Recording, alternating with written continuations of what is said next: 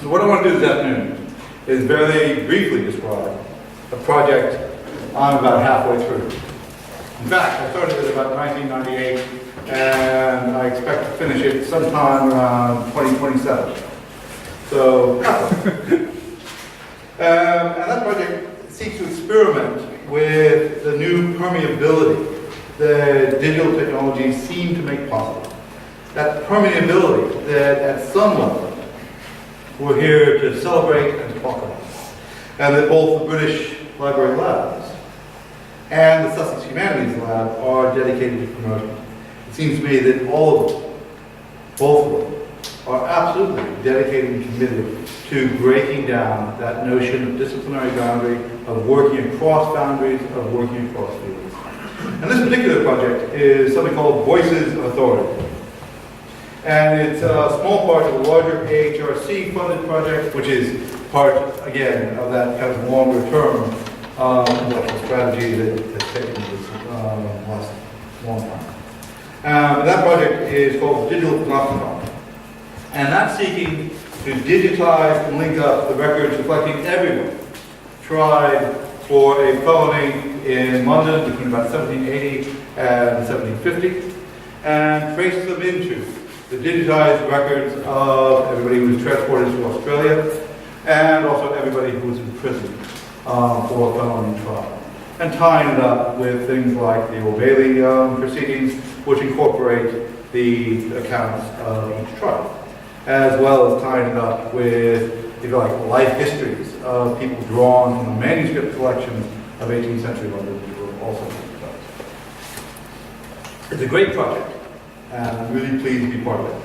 But my bit is really just designed as a way of exploring what happens when you mess up the categories of knowing that historians have traditionally relied on. When you combine different disciplines and ways of thinking, pull at the edges of a discipline. It's an attempt to unravel and make ragged, if you like, what history looks like, which is the ragged bit. And the way we're doing that is by bringing together a series of different ways of knowing about a particular place, time, and experience. The Old Bailey courtroom from around 1750 to 1850. And the experience of being tried for your life and for your liberty. The single most dramatic event in the vast majority of the lives of the people who experience it.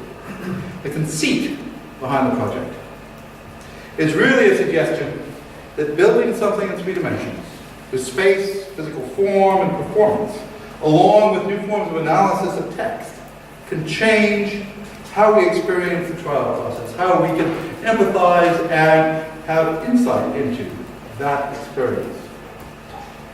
This is a half-completed project, so please excuse me if it is unintentionally ragged at the edges as well as intentionally so. And I think what's exciting about it is that it brings together 3 very distinct forms of data. First, it takes the Old Bailey proceedings, the trial accounts of some 197, 745 individual trials held between 1674 and 1915, and recognizes them as comprising, in turn, 2 distinct things. First, a bureaucratic record of the trials themselves. Names, verdicts, punishments, all extracted, all marked up in XML. And at the same time, the largest corpus of recorded spoken speech created prior to the 20th century. Some 40 million words of direct recorded testimony, as close as we have in any historical document worldwide to, if you like, the recorded voice of the long man. Now, these understandings of the proceedings are, of course, built on projects of much longer duration, including the Old Bailey Online, which we started back in the 90s, and more particularly on Magnus Huber's linguistic markup. He basically comes from historical corpus linguistics, and what he did was mark up everything that said he said, she said, they said, I said. Everything that purported to record direct speech. And of course identified along the way the speaker and therefore the gender. He also applied measures of class and national distinctions as well. And while this adds a certain kind of corpus linguistics twist to the analysis. This component of the project is essentially textual and character. Arguably, it's the most traditional thing. It is absolutely VH as textual VH. But to this, we've also added some reasonably sophisticated text and data mining methodologies, including direct counting of words. This is my favorite all-time graph. I'm afraid I call it a poster graph. It's basically the length of each trial counted in words along the, and then divided between trials for killing and not killing. And it's just counting words. On the other hand, what it did was allow us to worry really hard at what that would be about, and what all the patterns that it showed were about. That turns out to be all about keyboarding. We're also building on projects like the one that created this graph, which is to apply versions of what I think of as explicit semantic tagging to all of that text. So basically taking all the categories from the thesaurus and using those thesaurus-generated numbers to give you a sense of meaning for every single word spoken. So that what we end up with is text that we can count in a number of ways, text that we can map in terms of meaning, text that we can count in terms of trial outcome, text we can count in terms of speech versus bureaucracy, text that we can count and analyze in a whole range of ways. In other words, after some 15 years of modest work, we have text and speech, and crimes and dates, and all that goes with it. The perfect object of study, if you were a historian, Kirk in 1965, essentially text. The second thing this project does, however, is add into the mix something new, and that is the body of a criminal. And by that, I do mean individual men and women and their actual physical bodies, at least as a kind of bureaucratic simulacrum. To the textual leavings of the Old Bailey, we are in the process of adding all the physical and personal details of everyone who was transported through Australia, or imprisoned in Britain following a trial at the Old Bailey. So basically, we're taking all the records of transportation from Australia, to Australia from London, and all the records of imprisonment, and tying them up with the trial accounts. And the point is that those records include incredible biometric details. They include weight, both at the trial and first imprisonment, when they get on the boat, when they get off the boat, when they get a license, all of it. Every tattoo, every eye color, every squint, every limp, every scar. And in the process, what we end up doing is generating a data set of some 66,000 men and women with seriously detailed information about their lives, both before and after transportation or imprisonment, reflecting the interrelationship between the people. And by that I mean that bag of cells that is each person, who become defendants and criminals, and a global system of penal empire, if you like. In some respects, this is just good old-fashioned prosopography. But besides connecting the 18th century to the 20th through a series of longitudinal lines, my interest lies again in that huge amount of information about the bodies. Height, weight, eye color, tattoos, to name just a few. Suddenly we know if a collection of words was spoken by a 10-stone, 5'2" woman with brown hair and black eyes and a withered left arm, or by a 6-foot-high man with an anchor tattoo on his left arm and a scar above his squinty blue eyes. And that is a body of information about a body of text that we didn't have before. Think about it in another way. This bit of the project allows us to worry about the ragged boundary between the physical, as recorded in a set of numerical and standardized descriptions, and the textual, the slippery and ambiguous content of each witness statement. From my perspective, as someone who's worked at History from Below for the last 30-odd years, it also allows us to put together the lives of people like William Curtis, who at 16 years old, in the summer of 1743, had a perfectly healthy tooth pulled before stealing the dentist's coat. And Sarah Durant, who was convicted for receiving 2 banknotes worth £2,000. And there's your trial. It all allows us to know their words, their textualities, which is what we have about most lives. And at the same time, to see them as part of a different kind of truth, of place and body.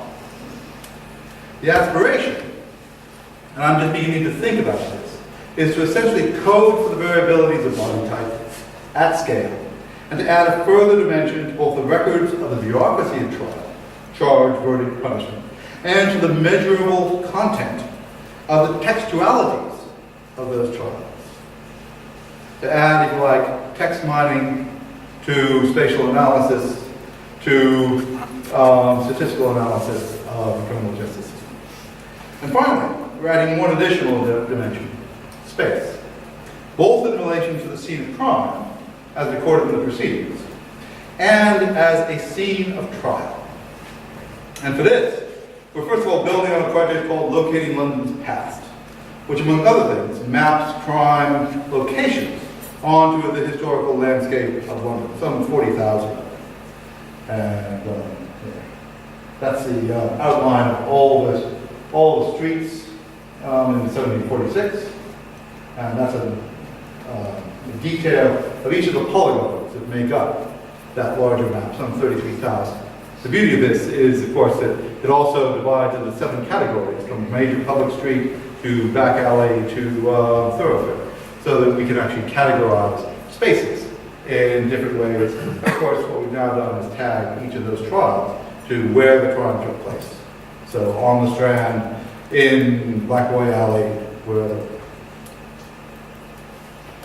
and then, of course, we go to Google Street View. We'll go into a Google Maps container, look at the original map, and from there go into Google Street View. And to do this, to add, if you like, location and space to this, beyond simply mapping those crimes, we're also adding a reconstruction of the courtroom where all those trials took place. If you like, the scene of trial. Simply using sketching. I've made most progress on George Dance's building, finished in the late 1770s, which provided the main venue for the relevant trials for the next 100 years. Basing the models on the architectural plans for which it was built. And today, I've gone about that. And in the process, I've learned a huge amount about the trial process, including the changing layout of the court and the relative position of different speakers in it. I've also discovered that there's an unacknowledged transition in the character of how witnesses and defendants were divided in that evolving space, reflecting again a new story of the evolution of the criminal trial. And what comes out of all this is, first of all, a series of specific historical understandings of how the trial evolved, but more importantly, how people began to experience it, how they would have experienced it in 1810 or 1830 in relation to all the other spaces that they begin to inhabit, whether that be the theater or the street. You can see in contemporary illustrations how that courtroom is beginning to evolve into a kind of theater of a sort that didn't exist 100 years before. And of course, you can then tie that back into the statistical stuff. So this, for example, is the conviction rate for all trials in the Old Bailey. And you will note that in the 18th century, the conviction rate was around 55%.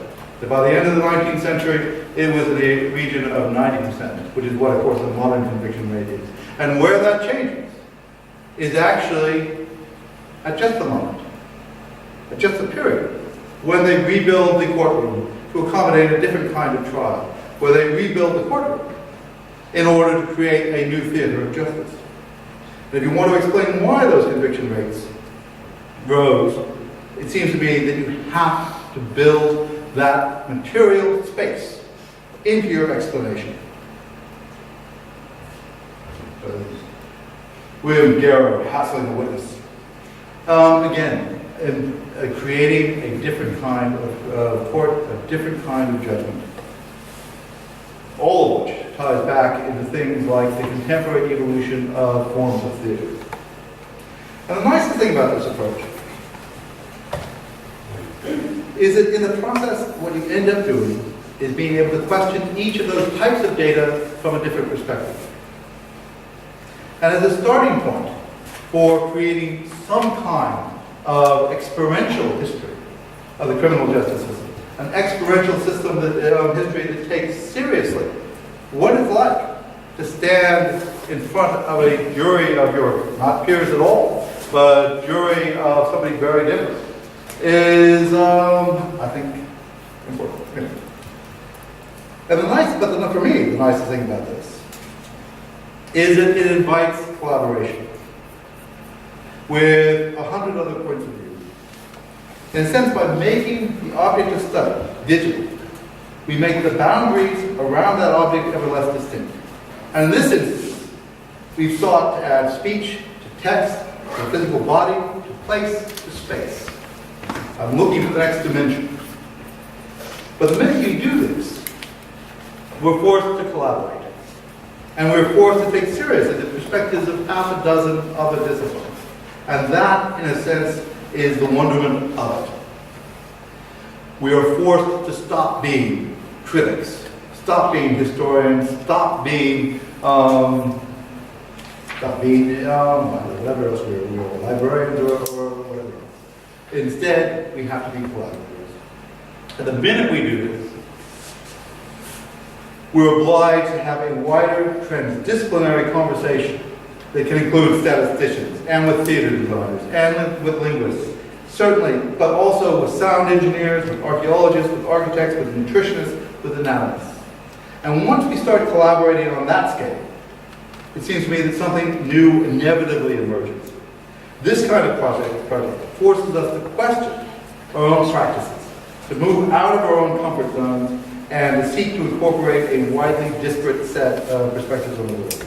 In other words, it seems to me that this kind of project allows us to rag at the edges of the humanities and to begin the process of reinventing all of its ridiculous subdisciplines.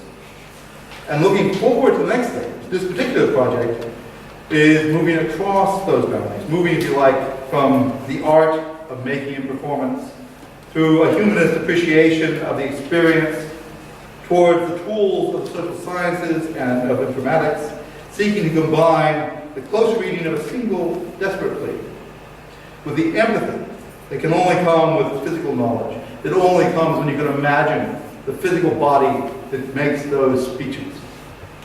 And with the macroscopic image, that overarching image of all the similar words spoken over 100 years, how that one plea fits into a universe of words and bodies, to take apart what it is to understand a thing, a person, a place, and construct it as a new form. And that's essentially where I've gotten to so far. Like I said, I expect this particular project to last at least for another 15 years. And for me, it is about unpicking that inheritance of history, which is largely textual, and finding a new way, a new voice within that space of memory, that allows us to incorporate space and place and time, all towards the end of actually doing that job which academics are supposed to do, which is to both contribute to modern society in its own discussion, and in the case of history of memory, to allow us to empathize and understand the experience of the day.